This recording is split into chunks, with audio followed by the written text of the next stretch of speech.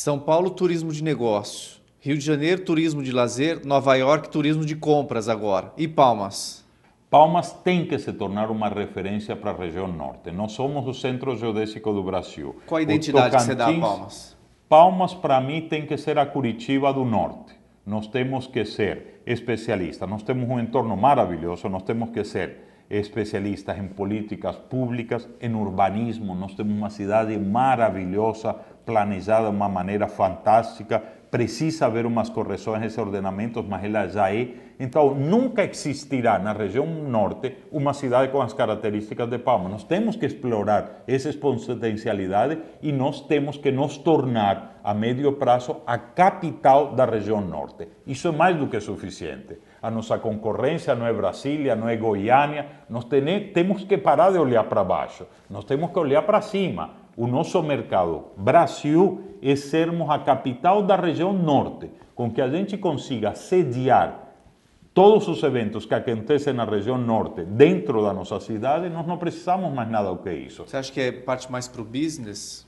Uma capital business, uma capital... É uma capital business, é uma capital planejada, é uma capital modelo qualidade de vida, é uma capital centro referencial de saúde, de educação, certo? Se você pega esses ingredientes, eu nunca fui a favor de vender as praias de Palmas. Não temos praia. Gente, nós temos um litoral nesse país de 7.000 quilômetros. Como que eu vou convencer um turista que deixe de ir para Maceió porque vem a fazer turismo nas praias de Palmas? Isso aí é pequeno, é ignorância, não é por aí. Eu tenho que trazer o cara para fazer da minha região, para fazer turismo de lazer, turismo de compras, turismo médico e turismo de eventos, certo? Se eu consigo me tornar um referencial, é aí onde eu vou centrar as minhas ações e o resultado do desenvolvimento do futuro dessa cidade. Para isso precisa de um setor público comprometido e um setor privado trabalhando em prol disso. Para a gente fechar esse bloco de negócio, dinheiro brasileiro é melhor que moeda estrangeira? Estamos falando em financiamento. Não, financiamento a gente não tem. Eu te digo o seguinte, Fernando, todos Shopping Capim Dourado foi Banco da Amazônia. O Banco da Amazônia foi uma coisa excepcional, é um dinheiro caríssimo, dificílimo. Por que não lá de fora? Porque não existe financiação para o Brasil, a gente não consegue.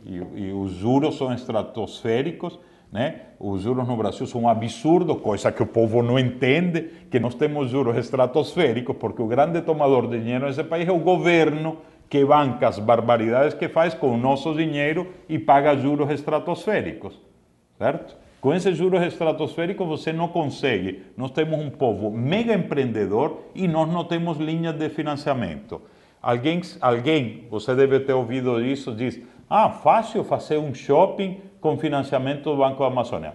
Não é fácil não. Vai lá e tenta pegar um financiamento. Para a gente pegar 70 milhões de reais, primeiro, a nossa contrapartida foi quase do mesmo tamanho com o dinheiro do grupo. E nós tivemos que dar em garantias, 120% de garantias reais. Por quê? Por causa da insegurança jurídica. Em qualquer lugar onde haja segurança jurídica, o empreendimento teria que ser o que garanta o investimento, porque o banco poderia ficar com ele. Então, se o dinheiro está e está aplicado, eu preciso lá dar 120% de garantia fora o empreendimento. Até a minha mãe foi hipotecada para poder a gente conseguir esse dinheiro. É falar para o investidor, deixa do jeito que está. Deixa do jeito que está, ou pior do que isso, a sensação que eu tenho no sistema financeiro no Brasil é que empresta dinheiro para quem não precisa. Certo? Porque se eu tenho um projeto e eu te digo, vou fazer, a garantia é o projeto, você vai me liberando os recursos na medida que você vai vistoriando que estão sendo aplicados e você acredita no que estou fazendo e isso é garantia suficiente, deveria haver um fluxo de dinheiro para o investidor, coisa que não existe. Todos os anos, a gente participa no ICSC, que é o International Council of Shopping Centers, em Las Vegas, do mega evento que reúne a indústria de shopping center, que é uma das 3 indústrias mais importantes do mundo, que mexe bilhões e bilhões de dólares. E a gente senta à mesa, né, aqueles almoços e jantares, com 10, 12 empreendedores de shopping center, dos quais normalmente 7, 8 são americanos. Aí eles humilham, porque o cara te diz, eu tenho 15, eu tenho 20, eu tenho 30, eu tenho 40 shopping centers. E aí eu fico pensando, eu tenho 2, eu tenho 3, e olha o trabalho. E você fica analisando e diz, por que ele tem 20 e por que ele tem 30? Ora, se ele tem 20 ou ele tem 30, porque o down payment que ele faz, o que ele coloca do seu dinheiro, nunca é mais do que 10% do valor total do investimento. Assim é fácil.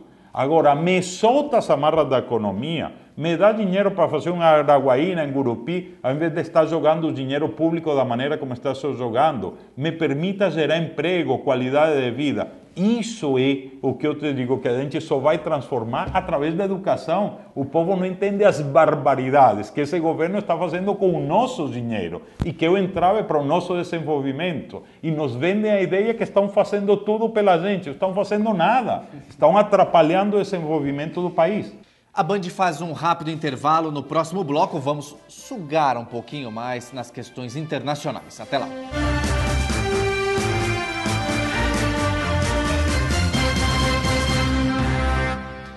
E aí, está a fim de saber um pouquinho mais do que pensa Carlos Amasta? Então vamos lá. Amasta, política internacional. O que muda na Colômbia com a saída de Álvaro Uribe? Mudou para melhor. Eu sou um fã apaixonado pelo trabalho do Uribe, professo uma bela amizade por ele e considero que foi o grande homem do século na Colômbia e vai ser impossível ser igualado, porque realmente o compromisso do cara com o país foi uma coisa fantástica.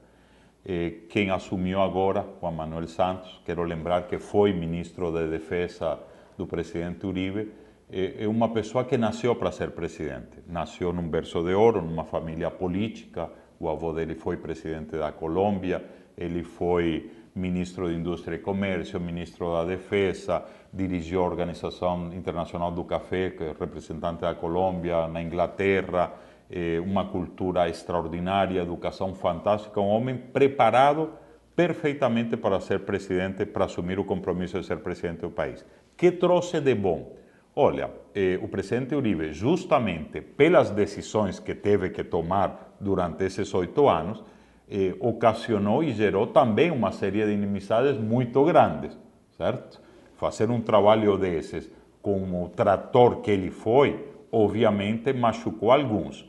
Então, o presidente Santos teve a oportunidade de pegar um trabalho fantástico realizado e teve a oportunidade de suavizar a postura internacional e também interna referente a essas negociações difíceis que a Colômbia tem com seus vizinhos no contexto latino-americano, né? Infelizmente, depois de tantos anos, nós voltamos a ter uma falsa discussão ideológica na América Latina. Digo falsa porque é absolutamente irrelevante qual é a política social de um governo, se os fundamentos da economia, isso está definido que tem que ser os mesmos. Qualquer país que foge a essas definições econômicas está fadado ao fracasso. Agora, se a tinta é mais social ou menos social, isso é relevante, isso cada povo deve decidir. Mas, infelizmente, em função da falta de educação dos nossos povos em Latinoamérica, nós vemos essas barbaridades que ainda estamos discutindo ideologias e alguns países indo para o rotundo fracasso em função dessas políticas populistas que só terminam quando o líder termina de afundar o país, certo? Porque enquanto ele tem fôlego para fazer essas políticas eleitoreiras e populistas, continua com apoio popular. Não é à toa que determinados presidentes da América Latina ainda estão aí pela força do voto, certo? Porque, obviamente, fazem essa política populística que mantém eles no poder. É claro que estão falindo seus países e só vão ser expulsos das lideranças quando terminem de falir o país e que vai retomar 30, 40, 50 anos para retornar às cadeias produtivas que foram quebradas. A eliminação das Farc tem data marcada? As Farc hoje, veja uma coisa, Fernando, a Colômbia era um país refém daqueles bandidos, absolutamente refém. A Colômbia, a sociedade colombiana, as pessoas não conseguiam ir de uma cidade a outra porque tinha os tais dos pedágios que decían as pessoas que eram sequestradas, sequestros rápidos, etc, etc. Hoje em dia isso não existe mais. A segurança, eu estive a semana passada em Bogotá e estava com um pessoal que veio de Israel e era a primeira vez que estavam na Colômbia. E Bogotá é uma cidade com 8 milhões de habitantes e ela consegue ser tão ou mais segura que Palmas, certo? Uma cidade onde você não tem absolutamente nenhum problema de segurança, né? Numa cidade de 8 milhões de habitantes. Então o país melhorou muito, a percepção do país melhorou muito e eu acho que agora é só questão de soltar as amarras e o presidente Santos tem essa oportunidade.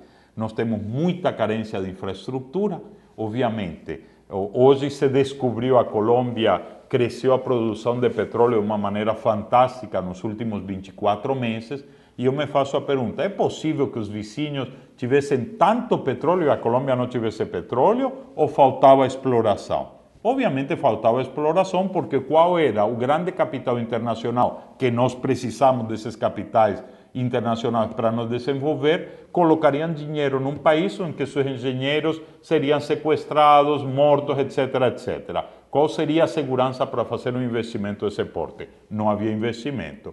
Hoje a Colômbia já está produzindo em torno de 800 mil barris por dia e a projeção de 2012 já é 1.200.000 barris. Se você imagina que o Brasil, com seu tamanho, quase 8 vezes maior que a Colômbia, produz 2 milhões, você está vendo o que isso representa dentro da economia colombiana. Inclusive, já se discutiu que vamos seguir o modelo da Noruega, de maneira que esses recursos não entram na Colômbia, é um fundo que fica fora, porque a Colômbia tem muita consciência e, infelizmente, temos tido a experiência dos vizinhos que esse dinheiro do petróleo, esse dinheiro da natureza, se não é bem utilizado, só traz prejuízos para a economia como um todo. Ele tem que ser um colchão de reserva para garantir os compromissos e a credibilidade do país, mas que não pode ser o motor de desenvolvimento da economia. Quem consegue frear a doença de Hugo Chávez? Existe uma reaproximação da Colômbia com a Venezuela, ou estou errado? Reatamos as relações, a base desse entendimento foi o mútuo respeito. O presidente Santos falou claramente para o presidente Chávez que não admitia que fizesse mais declarações atingindo a moral do presidente Uribe e que não se intrometesse nos assuntos colombianos, como a Colômbia nunca se intrometeu nos venezuelanos, e que a gente tinha que construir uma relação de mútuo respeito, tanto nessa questão como na questão comercial. A Colômbia sempre foi, e nos últimos anos, muito mais um grande exportador à Venezuela. Nossos empresários estavam com mais de 800 milhões de dólares que não estavam sendo pagos. Começaram a ser efetuados esses pagamentos. No mês passado recebemos mais de 200 milhões de dólares de pagos em atraso e estamos querendo construir uma relação de respeito. Vocês acreditam na reciprocidade? Você está me perguntando como colombiano, aí é complicado. Se você depois me pergunta como brasileiro, como eu sou brasileiro, posso te dar uma resposta de brasileiro. Como colombiano, nós somos obrigados a acreditar nessa reciprocidade. Somos países irmãos, somos povos irmãos, e os dirigentes passam. Passa o presidente Santos, passa o presidente Chávez, e ficam os países e ficam os povos. Então, nós estamos tentando construir essa relação pelo bem, pelo futuro dos nossos povos. Mas até o Hugo Chávez passar vai demorar, não? Como colombiano ou como brasileiro? Como brasileiro. Espero que passe rápido. Como brasileiro, te digo uma coisa. Ele está levando o país à falência. Quando o país não tiver mais como fazer bolsas famílias distribuindo dinheiro em troca de nada e a economia em frangalhos como está a Venezuela, obviamente o povo vai tirá-lo. Você vê que a popularidade dele vem caindo de uma maneira vertiginosa. Já nas últimas eleições foi empate, certo? Quando ele tinha números fantásticos de 70%, 80%, hoje a popularidade dele não passa de 40% e está rumo qual é o risco institucional, né? Será que aí o homem vai ir embora pela força das urnas ou vai tentar se perpetuar no poder? Esse tipo de questionamentos eu acho que só podem ser feitos para o povo venezuelano.